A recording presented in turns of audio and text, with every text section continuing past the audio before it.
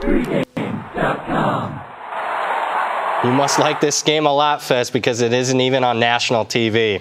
This is Brad Powers in the Pregame.com studios just off the Vegas Strip. We're talking Friday night NBA action. We've got the Los Angeles Clippers at the Milwaukee Bucks. Fez, we did a video involving the Clippers last week. You nailed it. You said fade them. That cashed a ticket. What's a winning cash ticket here?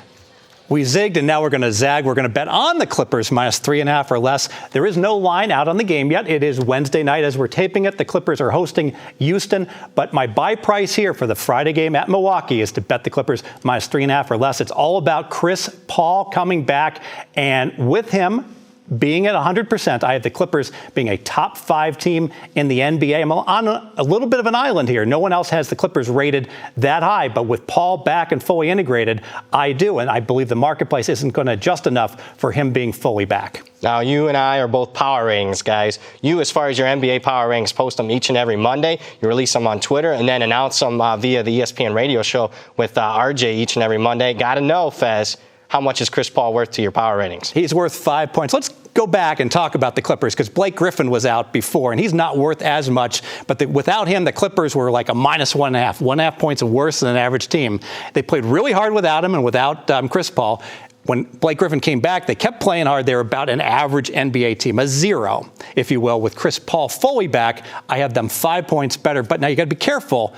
The natural reaction is, oh, we came back against the Spurs. Let's adjust the power rating 5 points. No, it doesn't work that way. It's gradual, has to get integrated back in with the team. Now it's his 4th game back. I'm willing to do the full adjustment, 5 points for the Clippers. Real quick here, let's talk about their opponent, the Milwaukee Bucks. What in the world's happened to them, Fez? Last 20 games against the betting markets, they're 5-15 against the spread. What is causing this? Oh, I'm kicking myself for not noticing this early. It's their early season schedule. Cupcake City, baby.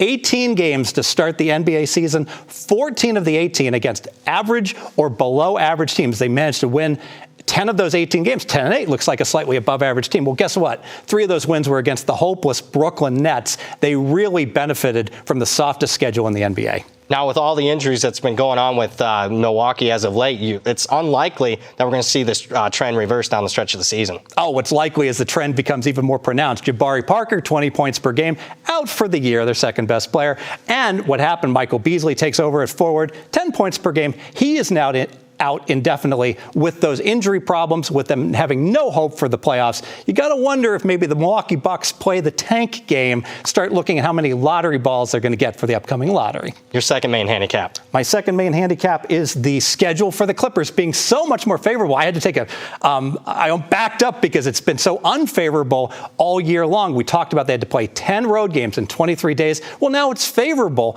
Now that the All-Star break has occurred, they've only had to play 2 road games in 17 days. At last, they have a favorable schedule. Now, wait a second. Let's take it back to last week's video because you said, hey, the Clippers, despite the All-Star break, this is a tired team. Now, what in the world's happened in a week now that they're a rested team?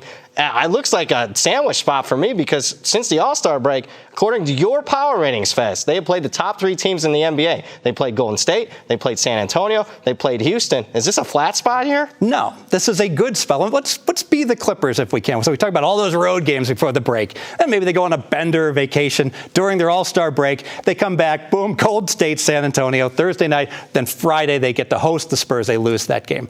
Now the schedule gets good, finally. Sunday night, they host Charlotte.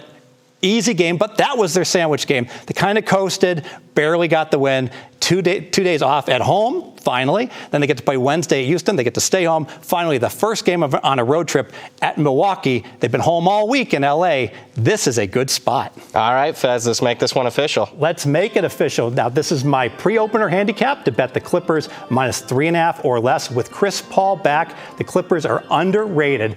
Even more so with this being his 4th game back, so he's more integrated with the offense. And the schedule finally favors the Clippers. This is only their 2nd road game in 17 days after playing 10 road games in 23 days pre-All-Star break.